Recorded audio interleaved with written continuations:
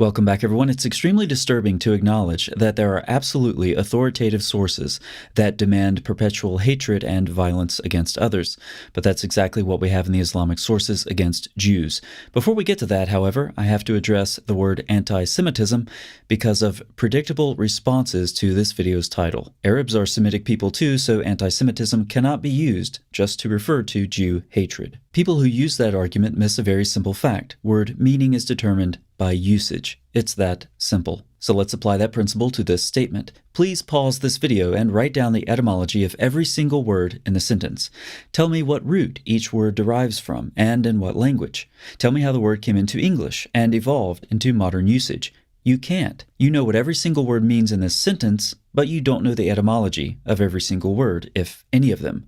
Word meanings are determined by usage, and you know how these words are used, so you know what they mean. The English word nice comes from a Latin root meaning ignorant. When you use the word nice, do you use the etymological definition or the definition assigned by modern speakers of the language? Well, the answer is obvious. Word meanings are determined by usage. When it comes to the word anti-Semitism, Wilhelm Marr was very influential in the 19th century. He used the non-religious designation Semites to refer specifically to Jews. He and his followers were anti-Jew, they were anti-Semites. The Nazis likewise clarified that their anti-Semitic propaganda was directed specifically at the Jews. Muslim Arabs like Muhammad Amin al-Husseini understood this and wanted to work with the Nazis to accomplish the final solution to the Jewish question. Anti-Semitism, therefore, is used specifically to signify prejudice against Jews, regardless of the word's etymology. Sometimes this objection is raised out of simple ignorance. Other times, it's an off-the-cuff response from senseless anti-Semites who aren't attempting a good-faith conversation in the first place. So, answer a fool according to his folly.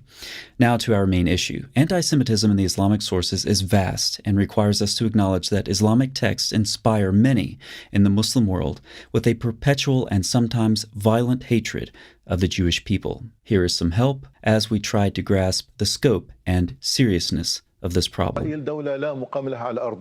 احنا الدولة لابد أن نزيلها لأنه بالفعل هي تعتبر كارثة أمنية وعسكرية وسياسية للأمة العربية والإسلامية يجب أن تنتهي. لذلك احنا لا نخجل من نقول ذلك بكل قوة. إسرائيل لازم نأدبها وحنأدبها مرة ثانية وثالثة، ومش هذا حتكون طوفان الأقصى أول مرة، لا حتكون ثانية وثالثة ورابعة لأنه احنا لدينا إصرار ولدينا قرار ولدينا إمكانيات. يابا يابا أنا قاعد أكلمك من جوبا بسيم. افتح الواتس تبعه قول له وين شوف كيف القتلى، شوف كيف قتلك فيديو يابا، ابنك قتل يهود، هاي دخلوا في يابا. الله اكبر، ربنا يحميك يا رب، ربنا يحميك يابا، ربنا يحميك يابا. بكلمك من جوال يهوديه قتلتها وقتلت جوزها. الله اكبر، الله اكبر ولله الحمد. الله اكبر ولله الحمد. يابا افتح الواتس شوف كيف قتلت يابا، افتح بتدفع عليك واتس قول له وين بروح. ربنا يوفقك بالسلامة. يابا عجبة بسيم يابا والله 10 قتلت 10 بيدي يابا على ايدي اعطينا امي يما يحميك يما طول الليل 10 بيدي يابا 10 يلا بيدي قتلت عقبالنا صرت الكاري. انا اول فكرة بدأت تصدق الله عز وجل. انا اقول سوي اربع راسك يابا فوق اربع راسك يابا هيك بنص السكري. Ultimately, the source of this hatred is the Quran, but don't take my word for it. To start, in 1968, a number of Muslim scholars met in Cairo for the 4th conference of the Academy of Islamic Research. One of the speakers was Professor Abdul Sattar El-Sayed, a Muslim scholar from Syria. And he said, "We are fortunate enough to have an available document that tells the truth about the Jews and reveals their nature, life, and the inherent poison they carry, as well as the remedy for such poison. This document is represented in the Holy Quran, which provides the real description of the Jews and constitutes the microscope through which we can see the pests and poisons that reside in their minds and hearts." Notice it's the poison in the hearts and minds of other people. That's the problem, you see. So let's start with the Quran, the ultimate and most authoritative source of Islamic anti-Semitism. There are so many verses, I cannot possibly begin to address them all, so we have to focus just on a couple. Surah 564 says, "The Jews say the hand of God is chained. May their hands be chained, and may they be cursed for what they say. No, both his hands are outstretched. He gives as he pleases. What has been sent down to you from your Lord will indeed increase many of them in insolent transgression, and disbelief. We have cast hostility and hatred among them until the day of resurrection. Whenever they light the fire of war, God extinguishes it. But they strive at fomenting corruption on the earth, and God does not love the fomenters of corruption. And for a bit more context from the same chapter, still talking about the same hostility. Verse 82 reads, "Certainly you will find that the strongest people in hostility to the believers," referring to the Muslims, "are the Jews and the idolaters." I selected these verses because for many they just seem so mild. Lots of readers, particularly those with a secular worldview, will have difficulty understanding the significance of what these verses are saying. So let's comment briefly as we focus on these two verses. For Muslims, the Quran is the word-for-word divine revelation of Allah. It constitutes certain knowledge. When the Quran says, "We have cast hostility and hatred among them until the day of resurrection," that means necessarily that there is nothing but hatred among the Jews forever in this life. All Muslims must believe this. But the hostility isn't contained to the Jewish people. It's not just among them. Notice they strive at fomenting corruption on the earth. Obviously, Allah's observation about the Jews is larger than just their community. It's worldwide. Verse 82 clarifies that the Jews are even stronger in hostility toward Muslims than idolaters. To communicate the harshness of the language, Professor Droge's translation reads, "Certainly you will find that the most violent of people in enmity to the believers are the Jews." Again, Muslims have to believe this. It is the word of Allah. For the duration of this earthly life until the day of resurrection, Muslims will not find enemies worse than the Jews, according to their God. Let's look at a few Muslim commentaries to further understand the significance of these verses. Ibn Kathir makes broad use of much later Islamic tradition influenced by antisemitism and Jewish mysticism in his commentary on Surah 582. He says, "This describes the Jews, since their disbelief is that of rebellion, defiance, opposing, blah, blah, blah, blah, blah. This is why the Jews, may Allah's continued curses descend on them until the day of resurrection, killed many of their prophets and tried to kill the messenger of Allah several times, as well as performing magic spells against him and poisoning him." Some of you will recall authentic Muslim sources that describe Muhammad being powerless before the Jews and their bewitching hairbrushes. Sayyid Qutb comments, "This wicked and most vile nature could only be defeated in past history by Islam and its followers when they truly followed Islamic principles. Our modern world will not be saved from this wicked nature except by Islam, and only when its people implement Islam completely in their lives." Muslims must believe that Allah has increased hostility among the Jews, who foment corruption on the earth and are the harshest of people against the Muslims. Obviously and ironically, this makes Muslims the harshest of people against the Jews. And as the Quran says, this is the reality until the day of resurrection. If you believe the Quran is the word of Allah, this is what you have to believe about the Jews, and you will find reasons to prove Allah's words true. Muslim scholar and Palestinian activist Salah Abd al-Fattah al-Khalidi provides more commentary on one of our verses from Surah 5. He says that verse 64 could serve as the title for the Jews' entire history, for it implies their corruption in all its aspects and facets. God, referring to the words of the Quran, is correct. Most of the wars in this world were planned out by the Jews, started by the Jews, and ignited by the Jews in order to spread their corruption in the earth. Jews ignite the spark of war, and the igniter does not get burned. He only provides the fuel.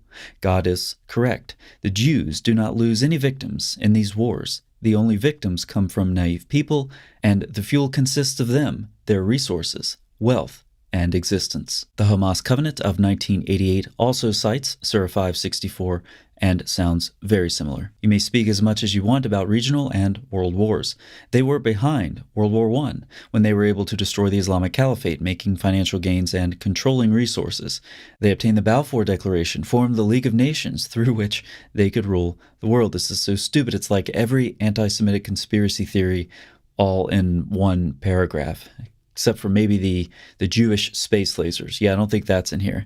They were behind World War II, through which they, skip to the last sentence. There is no war going on anywhere without having their finger in it. Okay, there you have it, and then Surah 564 is quoted. And moving into very recent events, Surah 582 was cited to advocate for the extermination of all Jews. Saleh al-Raqab, a professor of religion at Gaza's Islamic University, I'm sure that's not complete trash, and a former minister of religious affairs and endowments in the Hamas government, published an article on October 8th, the day after the brutal assault in which 1,400 Israelis were killed, titled, O Mujahideen in Palestine. He says, O Allah, grant victory to the fighters in Palestine, guide their strikes to the throats of Jews, make their legs steady, and let them stab a knife through the hearts of the Jews. Enable them to kill the soldiers of the Jews, destroy weapons, capture Jews. O Allah, destroy the Jews completely, paralyze their limbs, and freeze the blood in their veins. The Palestinian Scholars Association in the diaspora published a fatwa on October 21st, permitting jihad against the Zionists as one of the main obligations of our religion, with the stated goal being to free the Al-Aqsa Mosque and rebel Zionists from the Islamic country of Palestine. The fatwa quotes a Quranic verse that says, and here it is, you will find that the most bitter enemies of Muslims are the Jews and the polytheists. There are numerous other verses in the Quran that we could refer to, but for now we have to move on to a very influential hadith reported in two of the most trusted collections. You know it by now, the last hour will not come unless the Muslims fight the Jews and kill the Jews. The Jews hide behind a stone or a tree, but the stones and trees talk and say, Muslim, servant of Allah, there's a Jew behind me. Come, kill him. It's hard to get any clearer than that. And commenting on these hadith, longtime Muslim Brotherhood and Hamas affiliate Yusuf al-Qaradari says, the hadith says, O Muslim, not O Palestinian, Jordanian, Syrian, or Arab nationalist. No, it says, O Muslim. When we enter a war under the banner of Islam and under the banner of serving Allah, we will be victorious. In the same speech, he also makes clear that this is a cause that brings even Sunni and Shia together, showing the power of Jew hatred in Islam. And as many of you know by now, these same hadith are cited in the 1988 Hamas Covenant. The Islamic resistance movement, Hamas, aspires to the realization of Allah's promise that would be killing all the Jews, no matter how long that should take. And then they cite this famous hadith from Muhammad, noting that it's in both of the most trusted collections. And moving again into the very recent past, on October 19th, the Palestinian Authority released a document calling for the murder of Jews. That's right, the Palestinians are calling Islamic leaders to incite violence and murder on Friday. That's the day when Muslims gather in their mosque, citing the Islamic verse, O servant of Allah, there's a Jew behind me, come and kill him. The one-page document published Friday morning by the Palestinian Ministry of Endowments was revealed by the research departments of the Jewish Voice and the Regevi movement. It details a series of instructions and messages intended for Friday sermons, from the Quran to the Hadith and now to Muhammad's biographies. Again, the material is vast, so we'll let the recent chanting of repugnant pro-Hamas protesters decide where we land next. Yes, I'm referring to the chants now heard in many places in the West commemorating Khaybar, one of Muhammad's many violent raids against the Jews. Here it is from Muhammad's biography. Pause the video and read word for word if you like. I will summarize. Muhammad wanted money from a Jewish tribe he conquered. The head of the tribe didn't want to give it to him. Muhammad had him tortured by kindling a fire on his chest until he was almost dead. Then he was beheaded as revenge for the death of one of Muhammad's men who was killed earlier in the raid. Do not miss the fact that Muhammad, the best example for Muslims of all time, tortured a Jewish man with fire until he was almost dead. This is one of the events commemorated by people chanting for Khaybar. Perpetual hatred, violence, torture, and murder are just some of what the Islamic sources inspire against the Jewish people. As I said, we could go on with more of the same. So is the problem with Israel the alleged occupation or apartheid, or the fact that lots of Jews in Israel are, still breathing? And what's the solution to this problem? These answers are all in the Islamic texts, which are the ultimate sources of perpetual hatred against the Jews, and they're also the reason that this hatred will continue indefinitely. Thanks so much for watching. I'll see you next time.